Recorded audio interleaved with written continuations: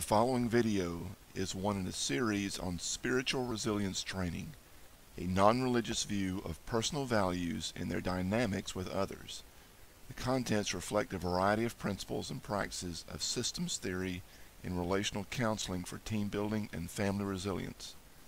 Although the series is intended to support Army Corps values, each video also encourages the viewer to reflect on their current prominent values in specific situations and to consider what values may be more appropriate to means and results that are honorable and helpful with others. Chaplain Dillard initiates creating and posting these videos. Their contents and YouTube's linked videos do not necessarily reflect specific beliefs, practices, requirements, or endorsements of the Department of Defense, its subordinate organizations, or other groups with which Chaplain Dillard is affiliated. Welcome back. We are beginning a series this week on the 5 love languages based on the work of Dr. Gary Smalley. Maybe you've heard of his work. This series, I hope, will be specific enough to be practical for your relationships in your family, your co-workers, your teams at work, and also your friends, but general enough that it can apply to any type of relationship.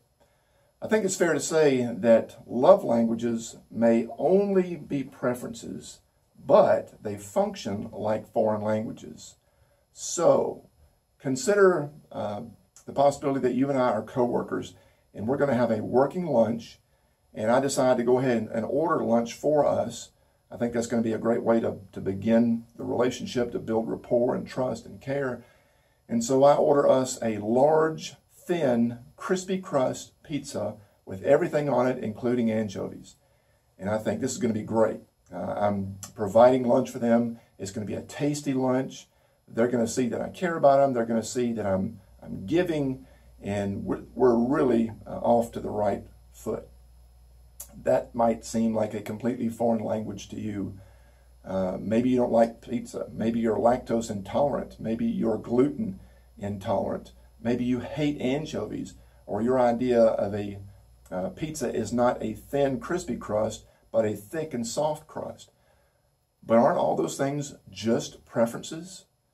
Does it really matter if somebody doesn't like anchovies? Can't they just kind of suck it up and enjoy the fact that I do? I think you may be beginning to see that acknowledging somebody's preferences communicates several important things. One, it communicates that we know them, that we know what's important to them. 2, that we care about those things that are important to them. And 3, that we are doing something about it, that we are being considerate of what they value for the sake of trust and relationship and respect and ongoing rapport. 5 of the basic love languages are acts of service, your chosen vocation, volunteer projects, little errands, anything, gifts, and that can be anything from a high-end purchase to daily needs to a favorite snack, touch, from high fives to back rubs, depending on the relationship, time, especially quality time, such as undivided attention, mutually enjoyable events, an environment that's conducive to quality time, and lastly, words of affirmation. For example, thank you, I believe in you, you are great, etc., etc.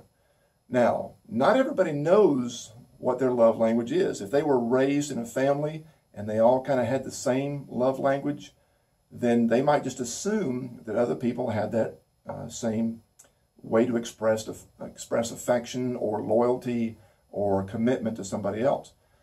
Not necessarily. And here's an easy way to discern your own love language. Your love language is what you tend to initiate most often and eagerly with close family and friends.